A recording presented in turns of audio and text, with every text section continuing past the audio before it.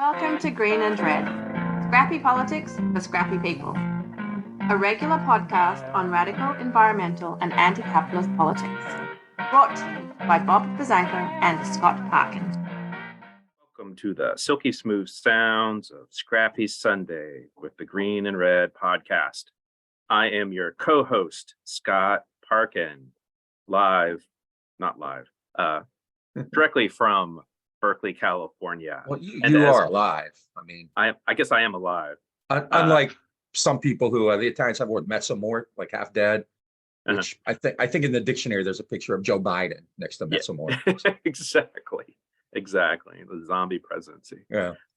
And as always, I am joined by the irrepressible. I am Bob Bazanko, and a really beautiful, I'm not kidding, beautiful day in Mahoney Valley, Ohio. It's like 70 degrees. I took a really long walk this morning. Now I'm enjoying the afternoon with oil de Nicaragua and my obviously obligatory iced coffee. So, and it's holiday weekend. It is Memorial Day, and in order to be somber about this, Scott and I, not really somber, educational, I think, but it was somber too. We had an amazing interview, which will be up or should be up already, maybe about It'll be up tonight. It'll be up tonight, if not tomorrow morning. Yeah, with Henry Henriksen, who is an anti-war vet, who is also one of the hosts of Fortress on the Hill, which is a podcast featuring military veterans who take an anti-war and anti-imperial position. It was a very powerful and moving interview.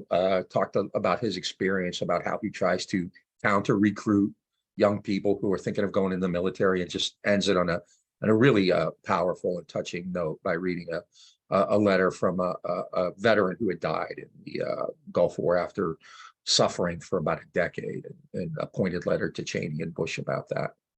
You know, the Thomas Young, I actually believe was Thomas Young, was his name. And I remember when that happened, and especially now, because the liberals have embraced Bush, he's painting pictures and all that kind of shit. And it's important to remember that these guys really are criminals, and they've committed atrocities. Yeah, well, Bush is doing his inner catharsis, I guess, with the portraits he's painting of all of his war victims. Yeah, didn't he dance? It's catharsis. It's catharsis, Bob. It's catharsis. Catharsis.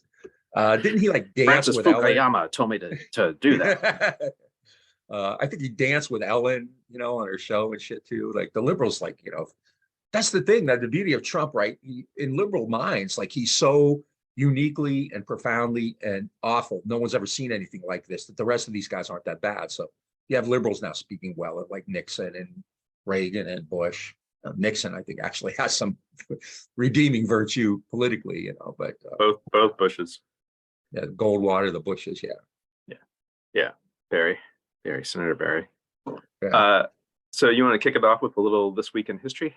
Well, part of it is something that we've done before, but I just want to let you know that on one of our first shows really ever, right after we got started, and the way we launched our network of patrons was we did a show on May 19th in 2020 about the shared birthdays of Malcolm X and Martin Luther King. Still one of my favorite shows. I thought it was really cool if you want to get a good solid history lesson on the meaning and significance of these two giants of 20th century radical politics. Make sure you check that out. But May 19th was the shared birthday of Ho Chi Minh and Malcolm X, and it's something that I think we should all know about. So that's back up. You can get it on the YouTube page or wherever when you go there to check us out. Yeah. And we reposted it on our audio platforms on May 19th.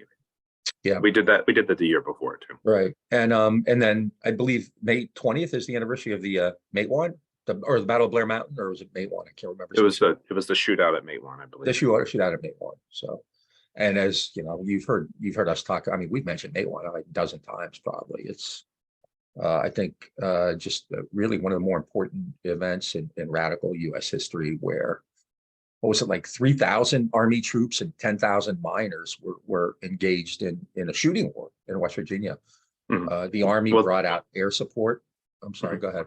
Well, that's the Battle of Blair Mountain. Yeah. Oh, the Blair Mountain. But the Matewan, right, is the shootout. Okay. Which is, right. But they're really part of the same historical episode. So Matewan was a little bit, I believe, of the catalyst that eventually led to the Battle of Blair Mountain. I mean, but it was, oh, I'm sorry. go ahead. No. I was just going to say, when I teach, I kind of put everything in like these larger contexts, which is why like the dates sometimes kind of get compressed in a bunch of stuff. But yeah, great movie as well by John Sayles, which we've talked about in our, I think it was like a Hall of Fame, right? Best political movies of all time kind of thing. So Yeah, it's a very, very powerful film and a very powerful story. And I think what's important to understand there too, because we live today in a world where the forces of authority don't really hide what they're out to do, right? We see that all the time. We saw it, every night in the summer of 2020, where the police and even, other kinds of troopers were out. And, in America, we tend to see policing in the carceral state, I think, more as a racial issue than anything else. And there's clearly a major component of that. But as we say, that would be kind of letting these people off the hook in a sense too easily, because they're way worse than that. And in this particular case, and what we saw really from the late 19th century into like almost the first half of the 20th century, was that the state often used violence more than anything else, actually, against workers, against unions, against labor, against the Wobblies, against, the Little Steel Strike, against the coal miners of West Virginia. And this wasn't about race or ethnicity. This is about class. And so keep in mind, police were initially created in order to protect industry and the new capitalist class. And they still exist for that purpose. And clearly they have racial animus. Would be stupid to ignore that. And it's a huge part of it. And it's horrific, but they're actually worse than that.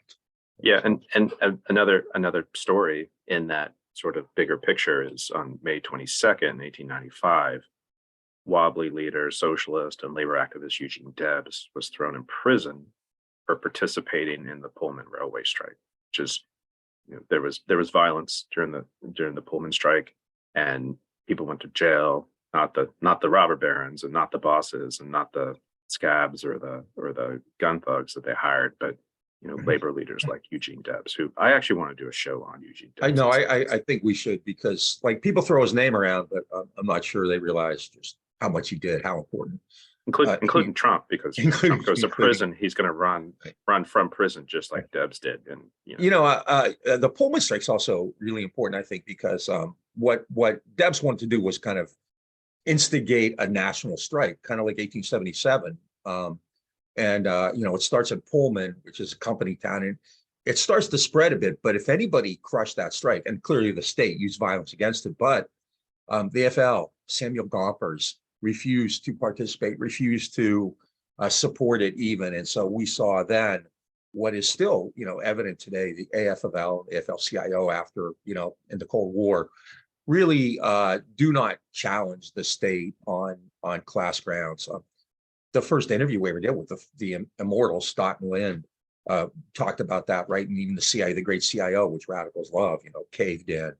And, I think it's important to understand that the AFL has always been, accommodating to capital. They just wanted to get like better wages. Nothing wrong with that. But, and look what happened in the 80s when they just kind of fell apart. Now, it's pretty bad. And they've also been, and this is important too, a real linchpin in the Cold War in American militarism, because they got a lot of military industrial contracts out of that for their workers. So, and we need to do a show on that too, because it's something actually I did my master's work on labor in the Cold War. And there's a guy we've interviewed, I don't know if you were on that one, Brandon Wolf Honeycutt, who talks about Iraq, but he studies that too. Maybe I could get him back on. We could just do a whole thing on organized labor and foreign policy, because I think that's important to understand too.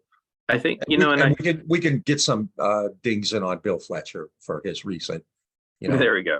Like Putin, you're Putin's puppet, all that kind of stuff. There's a reason that some people refer to him as the AFL-CIA, right? Yeah. Oh yeah. Right. Oh yeah.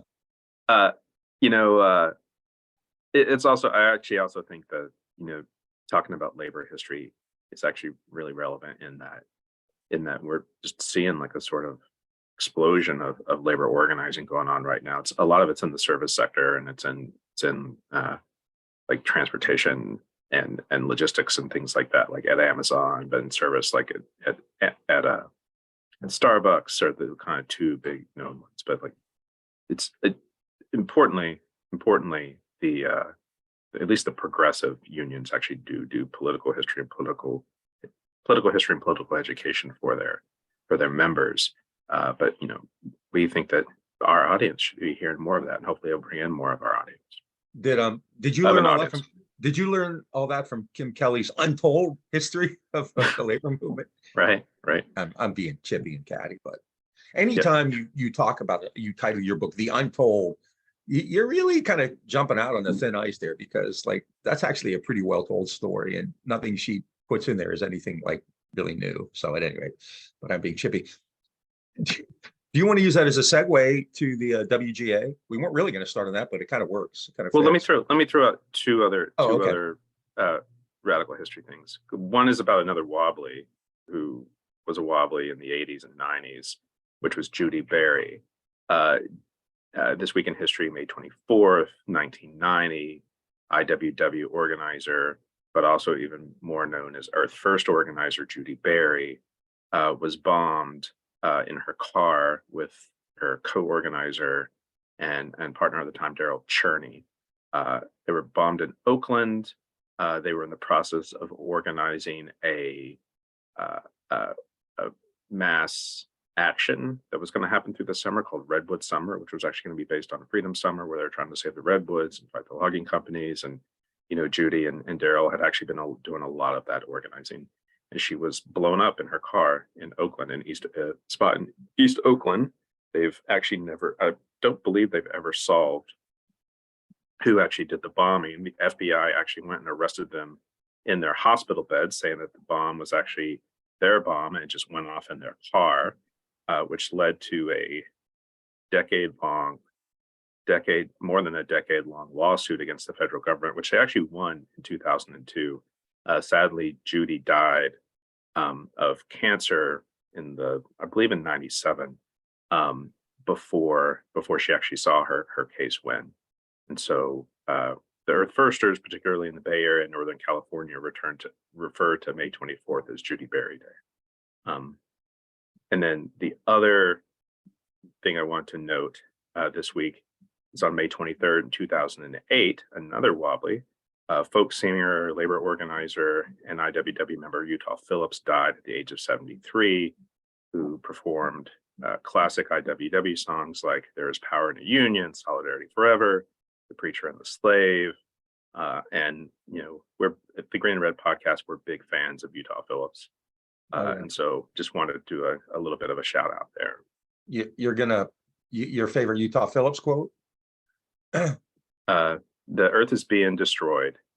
The earth is not dying, it is being killed, and those doing the killing have names and addresses. I think I just jumbled that quote, but I'll get my. That's Also, I forget. I think it's May 26th. I didn't write it down. Was the Canadian folk singer Bruce Coburn's birthday, and he's not as well known, but he's really done some amazing songs. If I Had a Rocket Launcher, which is about a trip to Central America in the 80s. He's a Christian pacifist who basically said, if I would turn violent if I had to endure this. And a great song called They Call It Democracy. It's the only song I know of, like specifically about the IMF, and it really works. IMF, Dirty MF, and great song. So Bruce Coburn, happy birthday, and Judy Berry and Utah Phillips Presente, really legends to us here at Green and Red Legends. So do we want to, I wouldn't call this a radical moment in history, but there's one other significant historical moment that we're going to talk about today, which is the birthday of someone special. Someone very special. Satan, right? Yeah, close. Satan. Close. I think Satan's not as bad. Satan's not quite as bad as this guy. So. Yeah. So we don't want to celebrate. We want to acknowledge the decelerate. Uncelebrate. Decelerate. Yeah, either. Uncelebrate. Yeah. Basically going to trash this guy on his 100th birthday, which is former Secretary of State and notorious war criminal who actually is afraid to go to certain countries in Europe, Henry Kissinger. So May 27th, Kissinger turned, which was yesterday, Kissinger turned 100 years old. And we've talked sort of on the margins about Henry Kissinger throughout the tenure of the Green and Red podcast.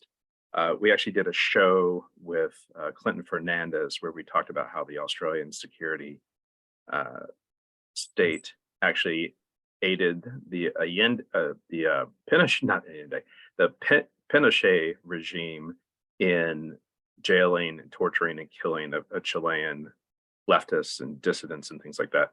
So the other person one of the other people very responsible for the Pinochet regime doing those sorts of things, even more so than maybe the Australian security apparatus, is Henry Kissinger. And so, Kissinger actually helped plan the overthrow of Salvador Allende, democratically elected president of Chile, backing dictator who became Dictator General Augusto Pinochet. It was a brutal coup. It was a brutal aftermath of a coup where tens of thousands of people died. People were executed in the soccer stadium. It was a terrible, brutal thing.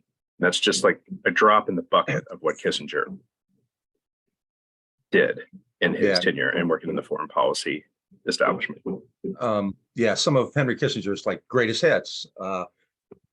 He was a professor at Harvard who wanted to become a policymaker, and in 1968 was working closely with the Nixon campaign, and it was Kissinger, along with Claire Chennault, Anna Chennault, the widow of Claire Chennault, who kind of created the plan to reach out to Nguyen Van Thu in southern Vietnam and tell him to reject Lyndon Johnson's peace proposals, which were intended to help Hubert Humphrey in the campaign. That was the October surprise. And so they went to Vietnam and they told Thu to, publicly reject Johnson's peace negotiations to make him look bad, and they would give him a better deal. You mentioned the coup in Chile when when Allende was elected. Kissinger's famous response was, "We are not going to allow a country to become socialist because of the idiocy of its own voters." Not a great, but probably not as good as my Bernie Sanders one. He also said that Chile is a dagger aimed at the heart of Antarctica, right? And then, of course, in Vietnam, he what's Anthony Bourdain's famous quote? "If you've ever been to Cambodia, you can't resist the urge to beat Henry Kissinger to death with your bare hands." And was really instrumental in unleashing the air war that utterly destroyed that country. This Cambodia is not you've seen it, right? So you've seen what it did. It also unleashed the Khmer Rouge. Everybody talks about the Khmer Rouge as it should, but the American bombing was just as bad, maybe more deadly actually, and unleashed the Khmer Rouge. And then another one of my favorite Kissingers we could talk about, I'll cut it short, is for a brief time in the 70s, Kissinger had a program to support covert aid to the Kurds in northern Iraq, in the Kirkuk region. And then he finally realized it wasn't going to work. They were wasting money. So he withdrew the aid without any notice. And Saddam went in and just slaughters all these Kurds. And somebody asked Kissinger about it. And he said the covert operations is not the missionary work. So he is satanic. He is evil. In the pantheon of American war criminals, he's vying. He's in that final bracket for sure. It's interesting. I remember after 9/11, when they were having congressional hearings about whether the U.S. should invade Iraq, or maybe it was even after the invasion, they had Kissinger testify before, Senate or something like that. And they asked him whether the U.S. was justified going to Iraq. And he's like, well, after 9/11, we need to punish the Arab world. And that's all the reason to do it. It must have been actually after they found out there were no weapons of mass destruction. And he was still, justifying it, just kind of like Thomas Friedman and many others have. Yeah. Now he was an opponent of the expansion of NATO. So we'll throw that bone out there. But really an evil and malevolent guy. Also, keep in mind, in 2016, which presidential candidate was he foreign policy advisor to? I don't seem to remember in 2016. Let's see. Was it Trump? No, it wasn't Trump. Who would it have been? Might have been Hillary Rodham Clinton. Whoa. You mean the socialists, Democrats were taking their cue from Henry Kissinger? I believe John Negroponte was as well, wasn't he? I suspect so. I'm pretty sure that was the case. Yeah, I mean, He at least endorsed her. Bolton and Hillary have more in common than Bolton and Trump do anymore, right? So yeah, exactly. Anyway, Kissinger No, in all seriousness, it's really tragic that somebody like him could live to be 100, so malevolent, so evil, yet so celebrated. I mean, one thing that I used years ago, I used to watch the Stephen Colbert show, and he'd have him on, and he would just like suck up to him, and it was so disgusting. And this is the way the media treats the guy. He really is. I mean, he is responsible for far more death and destruction and pain than I mean, just like anybody in the world, maybe. At this point, really, really an evil and malevolent guy. So let's hope he doesn't have 100 more. Although who knows what kind of bargains he's made with the devil. So I mean, clearly he's went to the crossroads and met Legba and made a deal around lasting to at least 100. I mean, he's holding on for a reason, right? Maybe old Scratch is going to be at his birthday party, ready to take him home. Yeah. Anyway, make sure you celebrate Kissinger today. Yeah. Just in all seriousness, just when everyone is celebrating Kissinger, think about all of his victims in Chile and Cambodia and Vietnam and Iraq and many other places, because they are the ones who should be remembered, not him. Thanks for, by the way, thanks for being with us on Scrappy Memorial Day, Scrappy Sunday. This is the Green and Red podcast, which if you're watching it, but make sure if you haven't that you subscribe and you share and you rate and review, whether you're on YouTube or if you're watching this now, you're on YouTube because we're not putting these up on the podcast platform. And this is kind of a bonus. This is free. Well, everything's free, but it's even more free. And so, but make sure you share, rate, and review, subscribe, tell your friends, comment, all that good stuff that you hear about all the time. We really do appreciate it. Check us out on Patreon and check us out at greenandredpodcast.org and hit the support button if you like this, because we have a little bit of overhead. We've had this great surge in subscribers over the past 6 months or so, but it's slowing down a bit. So let's kind of ramp it up again and tell people about it and give us your feedback. We ain't the biggest, we ain't got the most reach and the most money, but I think we're sassy. We're sassy and scrappy. And we talk about stuff. I think we do talk about something. Talk to people. That's clearly important. We talk to people that other people won't talk about, and you're not going to find better history anywhere on the left podcast universe. Just ain't possible. No, they actually call us to be on their shows to talk about left history. Yeah, but I mean, to be real, they do. So yeah, we've had just in the last few months, Noam Chomsky, who's a favorite. Obviously, we've had Cy Hirsch, Andy Basevich countless times. We've had a bunch of shows on Ukraine and Colombia and Peru, and I mean, just stuff that it's really hard to find, and it's all in one place. So it's like one-stop shopping. And we've been doing a lot of shows on activist movements. Mm-hmm. Just in the last few months, we had a show with Intercept reporter Trevor Aronson talking about FBI infiltration of movements in Denver. We've talked to Candace Byrne a couple of times about Atlanta and about Texas. We've talked with Eileen Brown about Atlanta. We've actually done a couple of shows on the murder of a forest defender named Tortuguita in Atlanta. And so we're kind of bringing radical history, radical politics, radical organizing right to your doorstep. And on these Scrappy Sundays, we're like to joke and jest and also talk about serious things. But our show is pretty edgy and does good work. It really does. Yeah. If I weren't associated with it, I would listen and watch all the time. Yeah, exactly. You'd be a patron.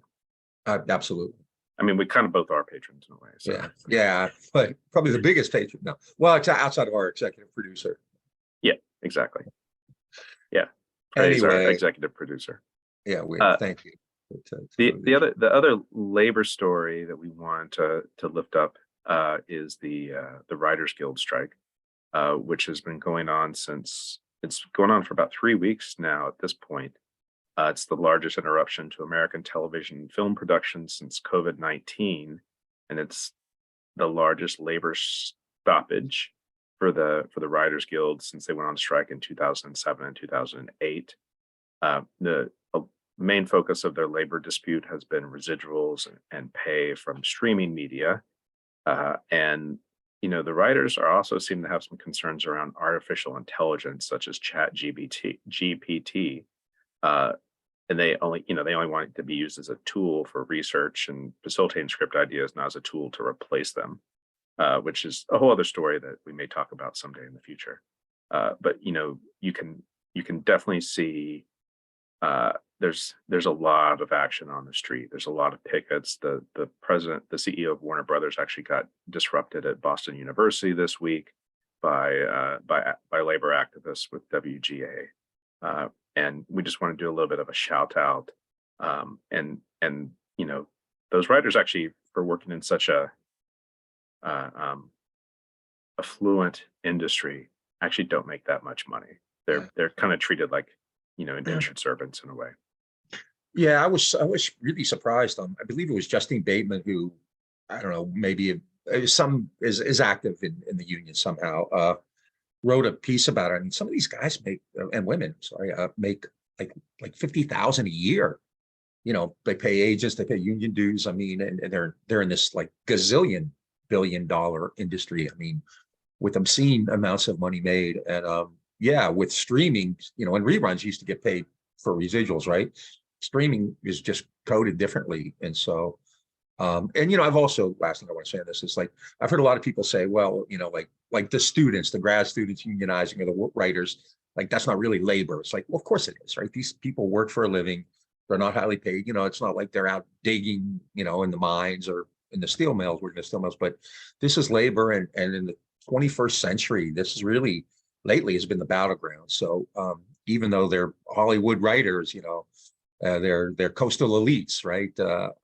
We really do owe them support. And, culture is important. We all need these distractions. And so, and we've had, we've seen like Bob Odenkirk, David Chase, a bunch of the big shots who've done really good stuff on their shows too. We're out there supporting them. So yeah, shout out. Yeah, my understanding is there's actually a little bit of the Directors Guild is actually not committed to support the Writers Guild strike and are crossing picket lines. Actually, I guess some members of SAG are not crossing the picket lines, but others are respecting it. Fran Drescher, who I actually believe is the president of SAG, and Justine Bateman's actually pretty high up in the leadership too, have both been out on the picket line with the writers. But if there was more and I'm also seeing where like the Teamsters won't deliver to studios. Yeah, UPS. Yeah, and UPS is in negotiations right now too, I believe, right? I think so. Yeah, too. Yeah, it's heating up. I mean, we've lived with this era now of inflation, record profits, and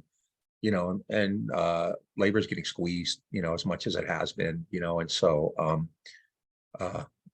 we really do, no matter what, except for cop unions, they can go to hell. But other than cop unions, we have to support labor. So yeah, absolutely. And then the next item we want to talk about was some environmental stuff. Do you want to start with the Supreme Court? And I got stuff on the UN. So yeah, I think this yesterday, whatever. I'm not sure what day it was, but this last week. It was last week. Was it last week? The Supreme Court came down with a decision in a case involving the EPA regulation of wetlands, and they, per their fantasy of not fantasy anymore, it's reality of dismantling what they call the administrative state, basically not allowing agencies like the EPA to make regulations and rules, even though Congress has very specifically delineated those powers to them. The Supreme Court is gutting it. This is just, obviously it's judicial activism and it's right-wing ideology. And we can condemn it as we should. But the point I want to make, and this is something we always kind of come around to, right, is that really for decades now, liberals have relied not on organizing, not on politics per se, but on the courts. And that was always kind of their last line of defense. Like, okay, we may lose here or there, but we can go to the courts, right? Well, that was never a good idea. And it's obviously much worse now because the courts, isn't it amazing? The Republican Party has won the popular vote, like what, twice since 1988 or something like that, right? And since 1992. 92. Yeah. Well, I think they've only won the popular vote once. Oh, once. Yeah. In Bush's second term. And Oh, yeah, 2004. right. In 2000. Bush lost Yeah. in 2000, right? So, Yeah, that's right. and yet they dominate the courts. They control, the entire court system in the United States. And I think, and this has always been a flaw that I think people on the left were pointing out even way back then. Like, you can't rely on the courts all the time. And clearly that chicken has come home to roost right now. It was a 5-4 decision. Kavanaugh actually voted with the 3, liberal justices on it. Rapinoe's versus U.S.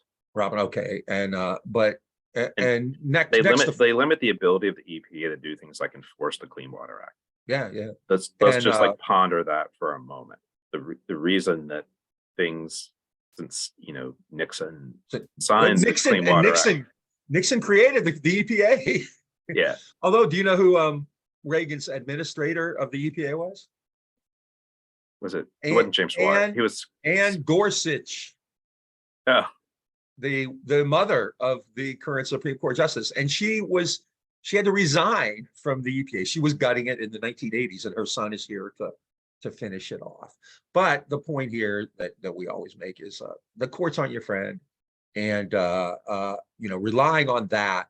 Like right now, we're seeing in Harris County, the Texas legislature is on a full-on bender, man. They're like a bunch of frat boys after a weekend drunk, and they've decided to take over Harris County elections. Nowhere else in Texas but Harris County. And of course, Harris County is filing a lawsuit against them, which, of course it would. But the reality is you're going to have to do more than that. And I think people are going to have to realize, and young people, I think understand that pretty well, because they're not afraid to kind of throw it down. But the courts aren't your friend. The Supreme Court clearly isn't. But no longer can you even rely on that. You have to just kind of, do way more. And Bob, I'm gonna go off on a tangent here, and I want to just want to talk a little bit about the court. I mean, there's a couple of interesting, like, sort of mainstream media stories about the courts. One, we're seeing rampant corruption with Supreme Court justices, with Clarence and Jenny Thomas taking gifts from their buddy billionaire Harlan Crow, Texas billionaire Harlan Crow, and Nazi memorabilia collector. Nazi, and it's just casual to fly around on your billionaire friend's jet to go to and have him pay for your kid's private school tuition. Yeah. I mean, there's no biggie, right? While your wife is texting all the people on January 6th who were involved in violently storming. Yeah. But then the other story, which I think we're going to have a nice little rant on, is around Dianne Feinstein, who has refused to retire or resign, and the leadership in the White House and the Senate refused to pressure her to leave. And the Democrats have 51 seats in the Senate technically, although one of them is very absentee, and I would actually say another one, Manchin, is and 2 others, Manchin and Sinema, are wavering votes. But Trump did something like he appointed something like 25% of the federal judiciary. Biden has an opportunity to do that, but because of Feinstein being out, she's 89, she's had shingles. Turns out she's even had some more serious. She had encephalitis, I believe. Yeah. And she's not showing up for these judiciary committee meetings, and the Republicans were able to stall out these Biden judicial appointees. And it's the whole thing about getting Fetterman in and all of that sort of thing is that we were going to have 51 votes to at least be safe with the judiciary. Now Feinstein and the spineless leadership of the Democratic Party are not able to do things like that. And then, on the Republican side, even though they don't have majorities, they're very strategic in all of this. And, they're still kind of running the show in many ways. Can I go on a rant now? Yeah. This is actually, again, directed at the left, because that's kind of what I do. I mean, it's where we need to be holding accountability. What's no? Yeah, I mean, you think who gives a shit about Mitch McConnell and Trump? Yeah, right? Do you think they'd listen? I mean, no one listens to us anyway, because we're right so often. I think there's just jealousy because But I mean, Nancy Pelosi has said that asking Feinstein to resign is sexist, right? They wouldn't ask this of a man from the party that got rid of Al Franken. And then in California, I think a big part of this is that Gavin Newsom promised after Kamala Harris was promoted, oh my God, and he appointed Alex Padilla, that the next, if he had another appointee, it would be a black woman for sure. And I think that in California, that would most likely be Barbara Lee from your part of the world. And she's also running. She's my for the Senate. congresswoman, actually. Yeah, she's running in 2024. And if she were an incumbent senator, that would give her, kind of an advantage. And clearly the California Democratic Party doesn't want that. Basically, this is also being held up by identity politics. And this is something that I think, it's really difficult to talk about on the left. And on this issue, I think, I'm not going to speak for you, but I'm really aligned with people who I often am not aligned with. I think it is, obviously, this is a racist and a sexist country. We're not denying that, and stuff has to be done. You have to take action. At the same time, though, when you're prolonging Feinstein, who is really adamant, she the other day she was talking to somebody as if she were still the mayor of San Francisco, prolonging that because you think it's sexist or because you don't want somebody elected or appointed to the Senate, because you've promised a particular group that they're going to get the next Senate, is really, I think, detrimental. It's terribly detrimental. There's no reason that people on the left can't, kind of take into account the need for strategy as well as the need to be aware of a very racist and sexist, past. But they don't have to be exclusive. You don't have to kind of pigeonhole. When the Republicans need to appoint somebody, they just go to the most insane right wing, the Federalist Society or whoever, and they pick it that way ideologically, and I mean, so I think defending Feinstein or refusing to push her out, because of these issues regarding either feminism or African American voters or whatever, really does a disservice to all of us. Newsom could also appoint a black woman who's not Barbara Lee, who's not really a player in the Senate in the Senate race in 2024 either. Sure. I mean, I think I honestly think part of it is that there's these national Democratic politicians, and Pelosi is playing a role in this too. She came out and endorsed Schiff. She's there's a lot of pressure on Newsom, about who he's going to appoint if Feinstein were to all of a sudden be out of the picture, and this Democratic leadership, and Pelosi still, even though she's no longer Speaker of the House, she's still she's still a major player. Oh yeah, and so that's very clear by what's happening with all these backdoor things with Feinstein. And Pelosi's daughter's political ambitions may be playing a part in this too. There are stories that she's going to run for some kind of office out there, but it's I mean, it clearly shows that who they care about, right? And it ain't the people who put them into office. No. I mean, so there we are. We can shift over to one of the impacts of all of this, just rearranging the chairs on the deck chairs on the Titanic. Politics are doing to the rest of the world. If you want to shift over to that. Sure. All right. So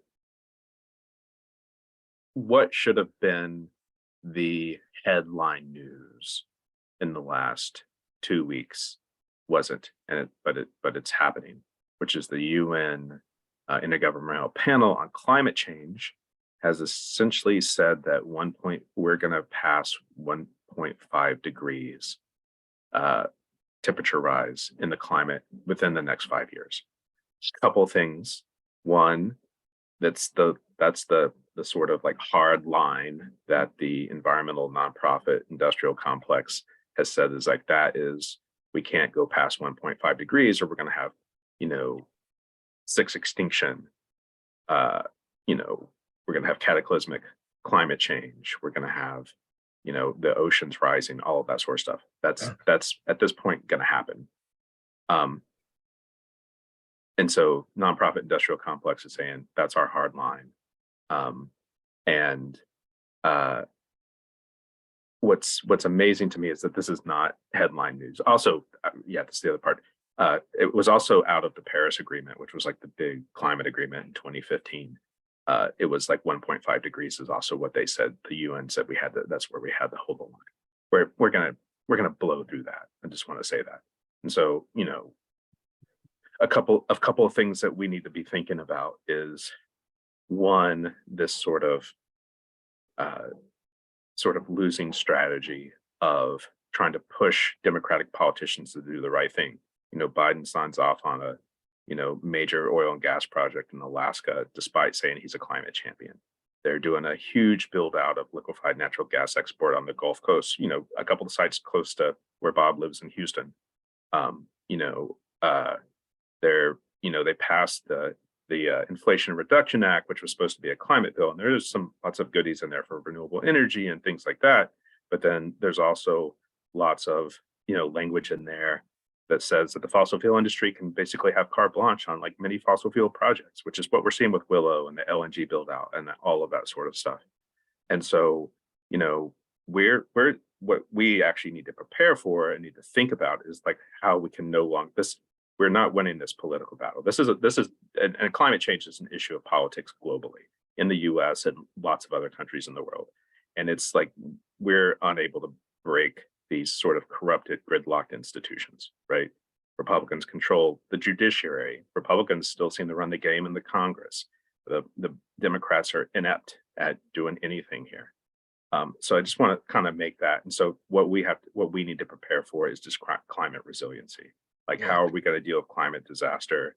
How are we going to have resilience against drought, storms, fires, all of that sort of thing? And we're basically going to have to change the way we live our lives. The capitalists don't want us to change our consumer habits. And so they're not really willing to give that up. But we, as people in communities, need to think about how we're going to adapt to that. And who else doesn't want to? Oh, go ahead. Who else doesn't want us to change our habits? A lot of lefties from Brooklyn. Yeah. Actually, that's a really important piece too. I'm serious. Yeah. No. I totally agree. Is they essentially think that if we like revert to some sort of centralized socialist management of our energy sources and switch from fossil fuels to nuclear, which is insane if you think about it, that this is all going to be okay. We can still have our same level of comfort in consumer habits. It's just going to be powered by uranium extracted from indigenous land. And so also not a solution, as our friends in the Hoodwinked in the Hot House Collective would say, as our friends in the climate justice communities would say, is that it's all a big false solution. Yeah, it's as if like Chernobyl and Fukushima never happened, and this is that's actually well, we actually have a couple things coming up. We toward that end, speaking of resistance, we just did an interview with the director of the movie How to Blow Up a Pipeline, Daniel Goldhaber, which will be out very shortly. And then we're going to soon be talking to Joshua Frank, who has just written a book about the continued danger. I mean, I grew up in a left where no nukes, right? That was just really a core value of being on the left. So to see lefties, Brooklyn lefties in particular, pimp nuclear power, pimp air conditioning, and Austin lefties in Austin, yeah. But I mean, they had Jacobin, not long ago had an article, pimping air conditioning. We can still have our, and it like I live well, but at some point, and we do, and in corporate America really does control this, but at some point, that I think we should probably do a show on degrowth, because I think, I mean, the bill is due and it's probably overdue, and who knows what's going to happen. It's not pretty for sure. Yeah. I also want to say the other major sort of backlash that is connected to climate is actually the increasing authoritarian nature of the state and the increasing violence of the police state. And there's actually a news story this week out of Germany where there's actually an activist group called Last Generation, which has been using nonviolent direct action tactics to disrupt traffic. And I think they've been connected to some of the soup on art actions, which I actually don't agree with, and I think they're kind of stupid and unstrategic, but still they're like nonviolent. They're not even hurting the art. And so the German government, which actually I think is a left of center government, Olaf Scholz, So sort of social democrat, yeah.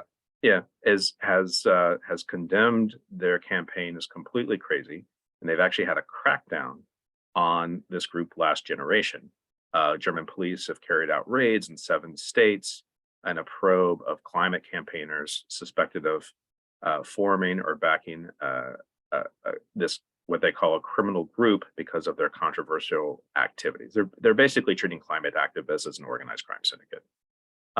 The conservatives in parliament are demanding tougher penalties, including jail sentences, while leftists in the parliament are saying this is an authoritarian crackdown. And I would say in Germany they have a pretty good idea of what that looks like. And then these groups. This group is, in Berlin, they've actually had a pretty big impact. They block roads pretty regularly. They glue themselves to cars while they're blocking the roads. But I just want to say that one, we're going to increasingly see people out in the streets taking action. This is actually organized nonviolent activity. In other parts of the world, they have food riots connected to climate change.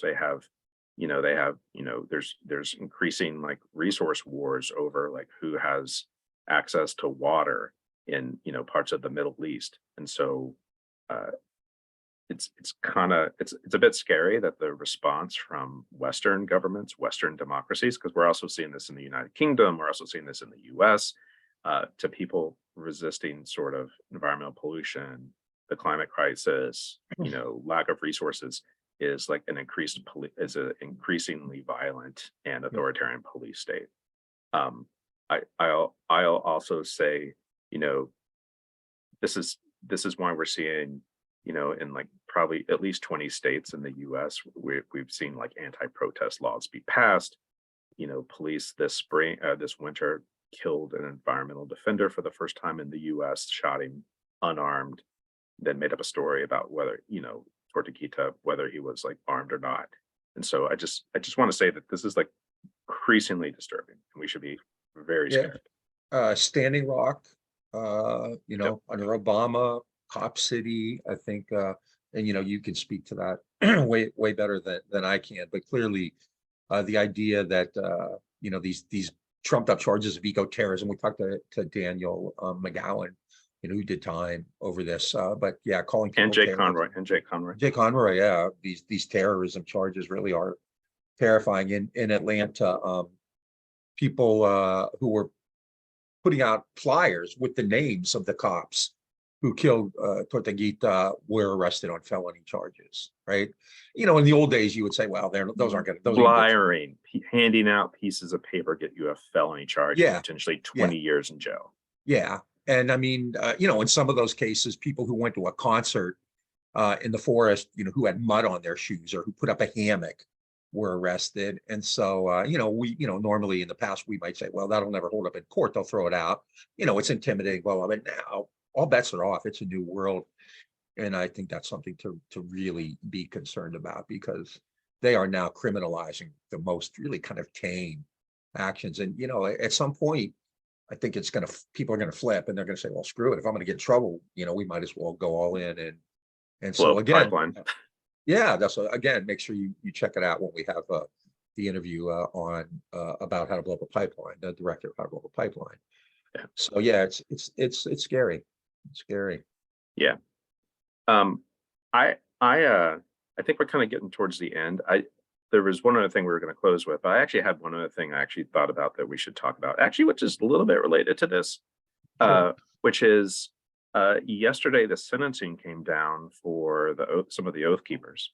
And from January 6th, Stuart Rhodes, and believe me, I'm not putting them anywhere near in the same camp as any like forest defenders or environmental defenders or left-wing activists. But I just want to note that like Stuart Rhodes got 18 years for seditious conspiracy, for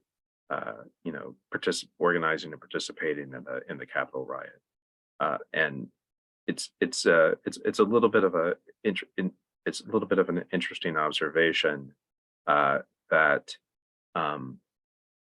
the ruling class. We actually talk a lot around January 6th. We actually talked a lot about the ruling class versus Trump and versus the January 6th rioters, and the ruling class also sees this like right-wing movement as a threat and has acted accordingly.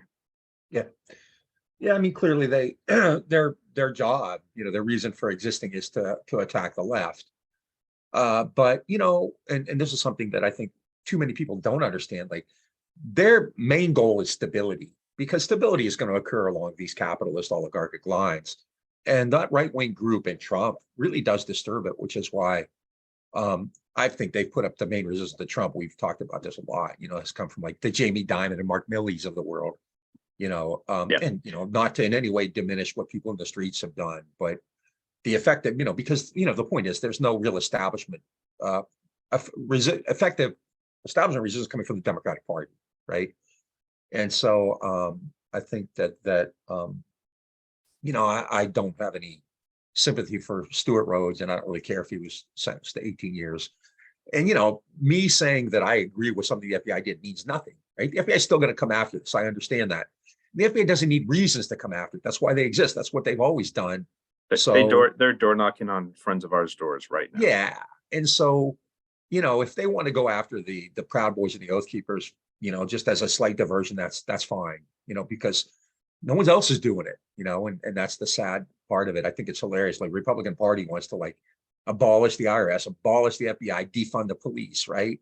Whereas Biden is bragging about how much money he's given them. I will go off on another rant about an old and increasingly out-of politician. We already talked about Dianne Feinstein, but Biden's not far behind. So, and the other part, which is really terrifying, is like he's not polling well. I mean, even he and Trump are really kind of neck and neck. Think about Donald Trump, the guy who ignored COVID, incited a violent attack on the Capitol, is already indicted for convicted for sexual assault, is about to probably be indicted in Georgia. I don't know what the hell Merrick Gelding is doing, but maybe something will come of that. And this guy is neck and neck, right? I mean, think about that. That's freaking terrifying. Some polls have him ahead. Yeah, I mean, the Congress is essentially being run right now by Marjorie Taylor Greene and Matt Gaetz, who are telling McCarthy what to do.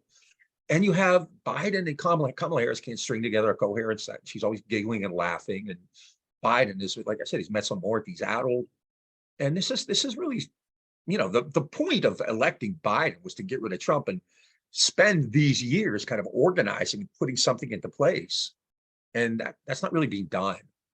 And it's just amazing that the Republican Party, and I don't really care about it in terms of Republicans versus Democrats. The Republican Party is this really hardcore right-wing group, and they're kind of dominating political discourse. They've managed to make Biden look like, he's at fault for the debt negotiations, for the possible shutdown. I mean, this is bad. And, I don't know how you can look at this scene and think that running Biden for re-election is a good idea.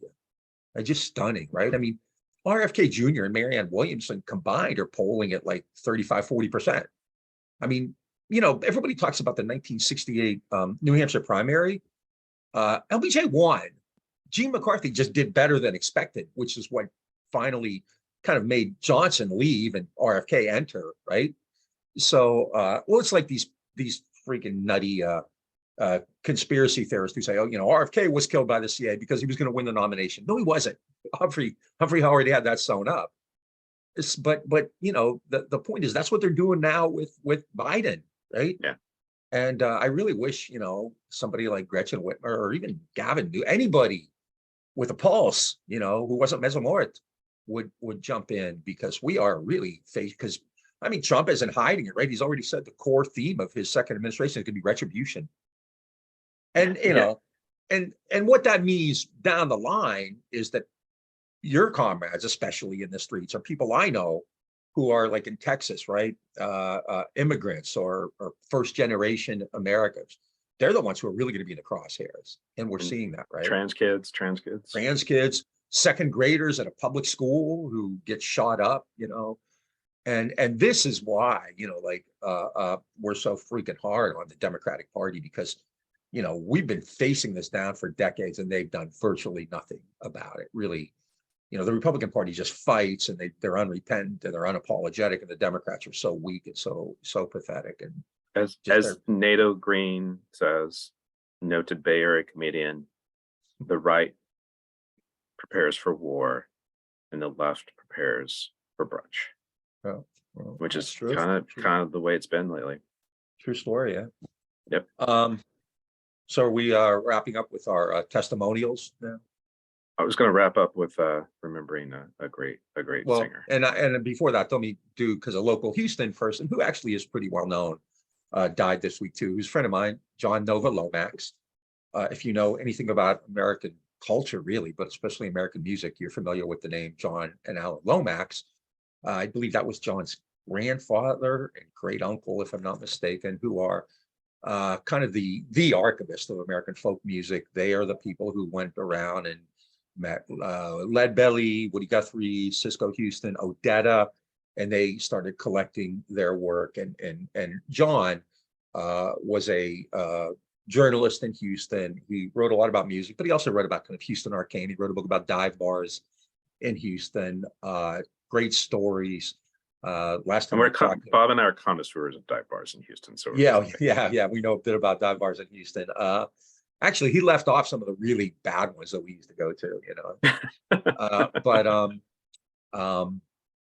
he had some great stories. Apparently, a couple of my favorite, Leadbelly. I don't know if it was his grandfather or his great uncle. At one point, decided, since Leadbelly was kind of taking his paycheck and buying booze with it, that he would give the check to Leadbelly's wife instead of Leadbelly, so that the money would be safe. And when Leadbelly found out that the check was going to his wife instead of him, he threatened to cut, Alan Lomax or John Lomax, I can't remember. And then another one, which I thought was funny, was at one point John Prine was going through a divorce, and he hid his Cadillac out at John's farm, at the farm where John was living, so that his ex-wife, I guess, wouldn't be able to get a hold of it or something like that. Good guy. He suffered. He kind of lived the life that he wrote about, and talked to him a couple months ago. Didn't know, I knew he was sick. I didn't know he was that bad. But a good guy, a stand-up guy, a really important cultural figure. And John Nova Lomax. I used to have him to my class all the time. He would play like political music, talk to the students about it.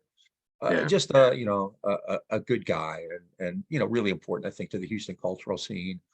The one last thing I'll say, because I also thought this was funny, he was doing a story once at the University of Houston, where I profess, and where I got in trouble once or twice there. No, not you.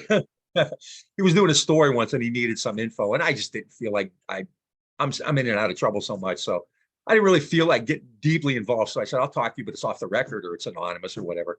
So he writes a story, and he keeps referring to Professor George. Well, the way everybody knew it was me.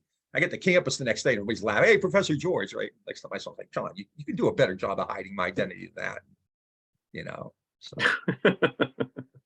but yeah, even my son. Now you've outed yourself. Well, it's been 15 years, even Kelsey the next day says, hey, Professor George. Yeah. My son. So anyway, John was a character, but a really good guy and an important figure. And really, kind of has that lineage to a really, really important, vitally important part of left culture. And so presente, John Nova Lomax. Presente, John Lomax, not John Nova Lomax. The other person that we wanted to lift up, we're going to close with this, is, and there's been a lot of major mainstream media around this, but we're both big fans of Tina Turner, who passed away this week at 83. Tina started as a duo with her ex-husband Ike Turner. It's Ike Turner. Did she start as an Ikeette? She might have been an Ikeette. No, I don't think so. Although I could be wrong. That was I remember as the Ike and Tina Turner Review, obviously. Yeah. But they, turns out that there was a lot of, domestic violence going on in that relationship. Ike Turner had a major drug problem, and he also had like a lot of mental health issues. She eventually left and divorced him, Was a little bit out of the public eye, and then in 83 or 84 actually made one of the all-time greatest comebacks in music history. And she released the Private Dancer album, which is like, I was probably like 14 when that came out, and it just was, and it was also the time of MTV and things like that. And so, from then she just became this really powerful, iconic figure. She was known as the Queen of Rock and Roll. And yeah, I remember being a kid in my on a family vacation, and we watched Live Aid at the hotel one night where she sang "It's Only Rock and Roll" with Mick Jagger. She was in Mad Max Beyond Thunderdome, where she played Anti-Entity and did the soundtrack. And she was just this, like, at least for me, a very influential figure as a teenager, kind of coming up, learning about music, and how I didn't even know it was politics at the time, but like just integrating music and politics for me, and powerful Black women. So just want to say Tina Turner presente as well.